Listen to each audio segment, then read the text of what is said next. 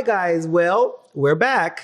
We're back. And once again, we are bringing you a very interesting interview. Let me tell you something. Kwame and I actually, we're very interested in contributing to the culture in positive ways that taps into nostalgia to create magic. You know what I mean? And that's why we're here with the one and only Ben Asope. I'm sure when I say the name Ben Asope, only a handful will know who this person is because our tight circle of a year, they know his real name. But most of you know him as Mr. Meister. Yes. So I'm interviewing Mr. Meister today. Hi, Mr. Meister. How are you? What's good? I'm okay. How are you doing? I'm fine. I'm well. I'm grateful. I'm alive. And I'm here sitting in a beautiful couch. In your own beautiful space. Yeah. That means money Jumbo is coming. spaces. Well, like we're praying. We're praying for more money. Don't go to yourself so they find money. Exactly. That's the theme, eh? Anyway, listen. So people don't know that your name Meister comes from your very first Twitter name, Coco Master 9. Who is this guy? Right, which was influenced by D'banj because you're a big fan. Yeah, I was a big fan. I said where? I mean, it's still someone that like Coco Master. Yeah, at that time, like D'banj was everything, and like man, he was breaking boundaries. I'm like, I remember yeah. Tongolo. I was tapping into that energy, that feel it. Yeah. And then the name changed from Master to Meister. Yeah. Because like somebody that's like good at doing like a master of their crafts. Yeah. Which basically I think defines you. Because you're going to get into some things. But let's get into your childhood first. You grew up in Jolu? Oh my God. How do you know this? Oh, I'm just asking. Yeah. I grew up in Jolu. I was born in Jolu, basically. And then you moved to Spintex. And then I moved to Spintex after 10 years. What was your childhood like? I don't know from which angle. How do you mean? I mean, I know you went to Alcid and you were a troublemaker. Wow. In Alcid. My childhood, I have, how do you call it? 2 other siblings, but I had half siblings. Mm-hmm. So I was living in a home with lots of kids. Like I had half siblings in the house with me, cousins. Like my parents just brought in a lot of people. So the house was always busy, like with people running around, learning from different kids. And it was a full house. And I went to Alcid. Alcid wasn't far from my house, so I could walk to school. Do you think that like because you live with a lot of people, it contributed to you having like great interpersonal skills? Because I think you're someone who can like vibe with lots of people. Funny enough, I think I'm shy, but I've Really? learned. No, like but I've learned to engage with people. Like, because the stuff that you've been into, you have to talk to a lot of people. Yeah, I think my career taught me that. Like, but I've grown in different stages. Yeah, but naturally as a person, my first instinct is not to go out. So that's my first instinct. Like, stay home. You understand? And then I go past it, and then I'm like, okay, I need to do it. And then but when I meet people, like I'm able to tap into different energies and blend properly, and then I get back into my house and my social battery. It's down, it's drained. Yeah. You give just what you have. Yeah. Why did you write filth on the board in Alcid? What was that about?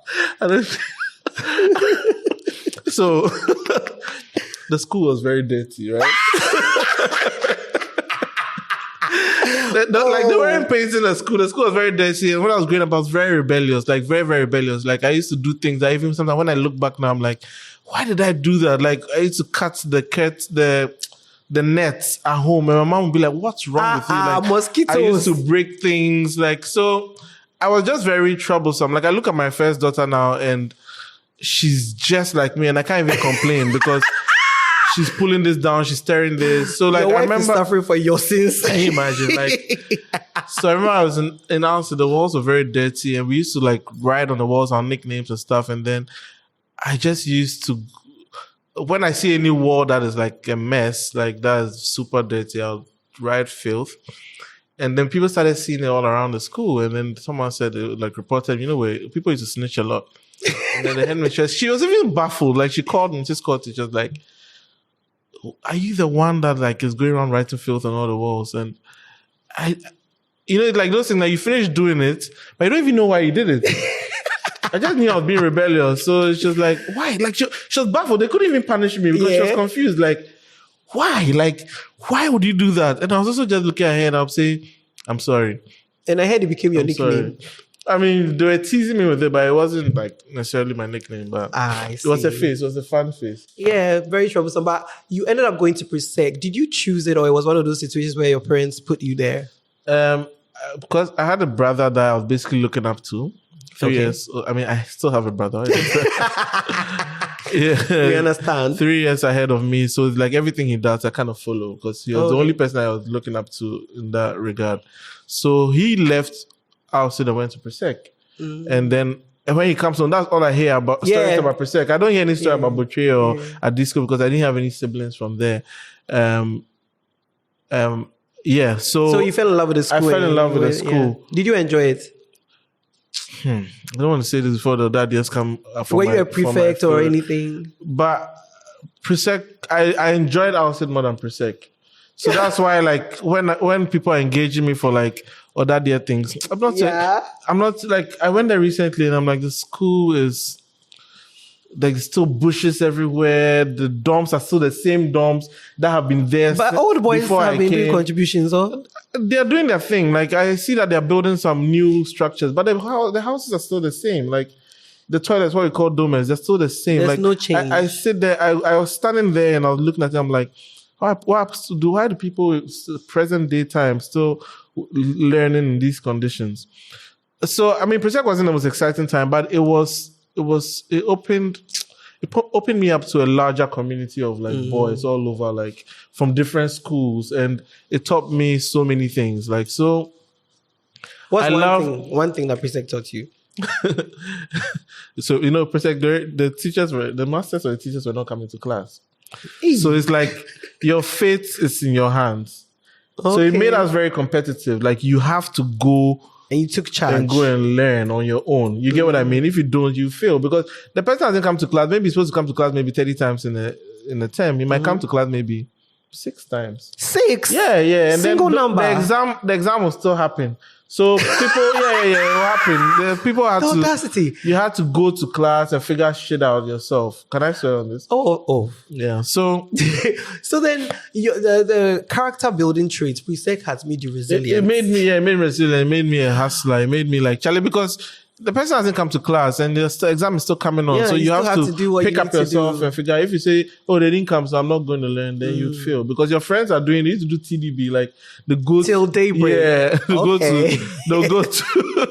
go to class and come in the morning. Like, when I think about it, I'm like, that was wild. Like, teenagers, like, yeah, like, that's cool. And now they've transferred all that energy into staying up on social media till the morning, even though they have work in the morning. I know, right? Why did you study communication design and tech? So I've always had an arts background. I did visual arts in Presec. And then when I was going to uni, I was looking for a fine arts course to do because I'm very, like, I'm good with my hands. I can draw, I can paint, I can do sculpture. I'm good with my hands. So I love arts. And I was looking for the right course to do. Then there was integrated rural arts or something like that. Yeah, it's called ERI. Yeah. Then there was sculpture. There's a bunch of them. But I remember once again, my brother was doing computer science. And they kept saying, oh, it's going to be the computer age. Like, Y2K. Y2K, I remember. I'm an OG. So I was like, okay, how can I do something artistic but still merging with the future? Right. So I'm like, and I saw communication design, which was like a blend of graphic design, animation, product packaging. At tech? Yeah, tech. So wow. I decided to do communication design. Was it a fun course to study? Oh yeah, I loved it. Like, it opened my mind up. Like, there was this lecturer called Eric Eshan.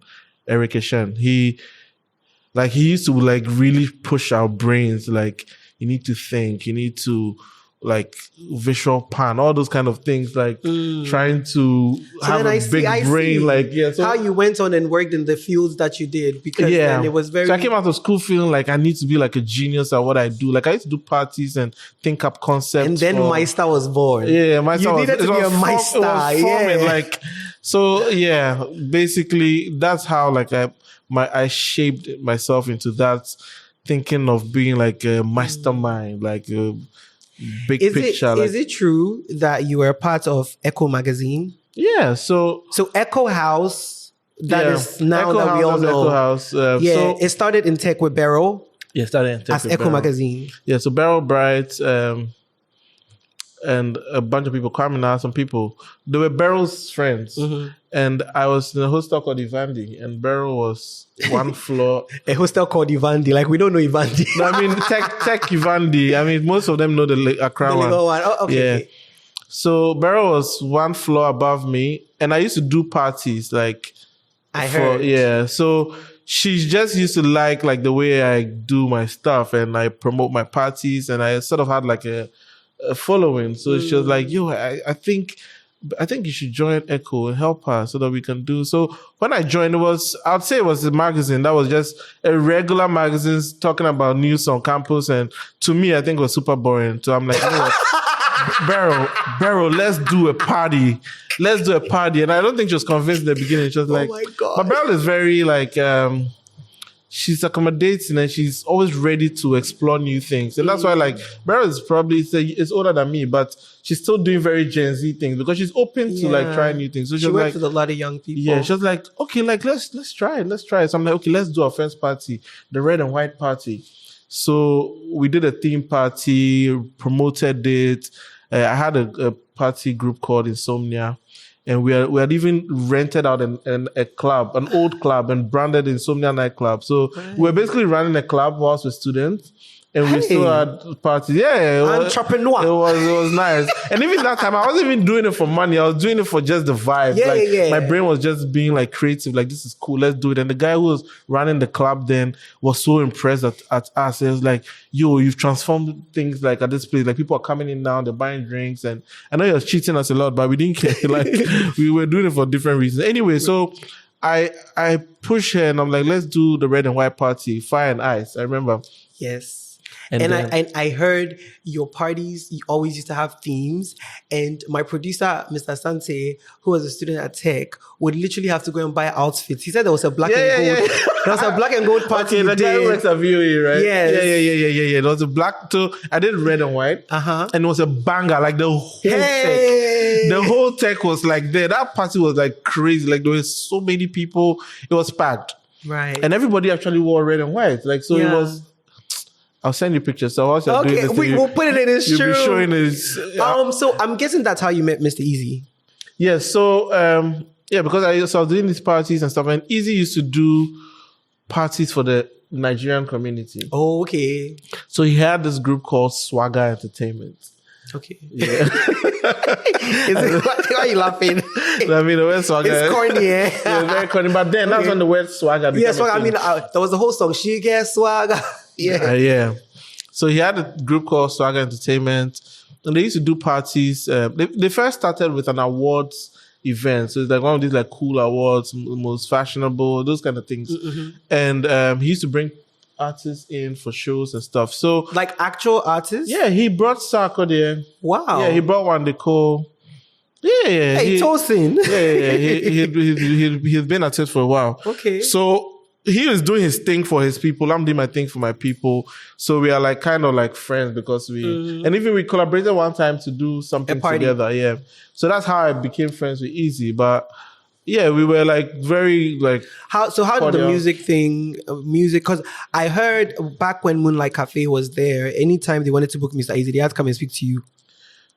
At the Moonlight time, no, I don't think that time Easy had blown up yet.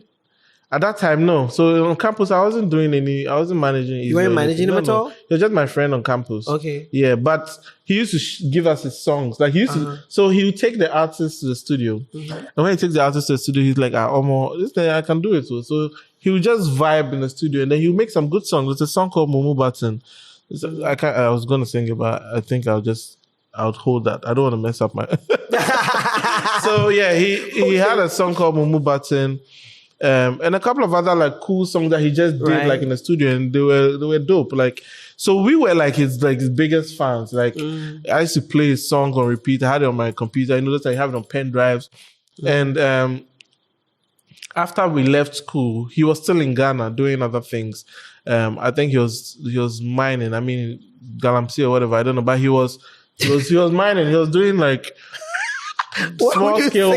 Why would you say that? No. He says it himself. No, he says it himself. Ask him. Okay. Like, he said it himself. He said like it's not even something to hide because then it wasn't that bad. Now it was like just a few people just doing small scale mining. Right. So he was venturing into it. So that's why he was in Ghana for a while. Mm-hmm. But he was still doing the music like those vibes. And I think Jules he had a tape called About to Blow. Mm-hmm. Right. So it's like I think he could see that he's about to blow. So he had done a bunch of songs and he put it out. And then Jules heard Bankulize on it.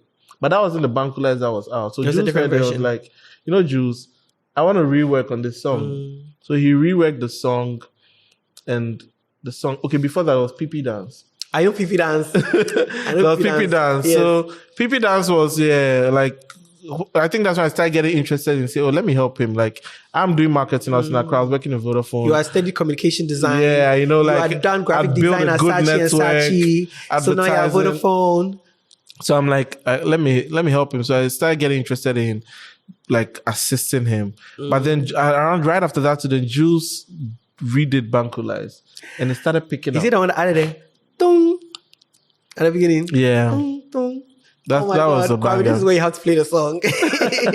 So Jules did Bankulize and it started blowing up. Yeah. So I remember Easy was in town, hit me up. We sat somewhere. Was it Starbites or something? He's like gone.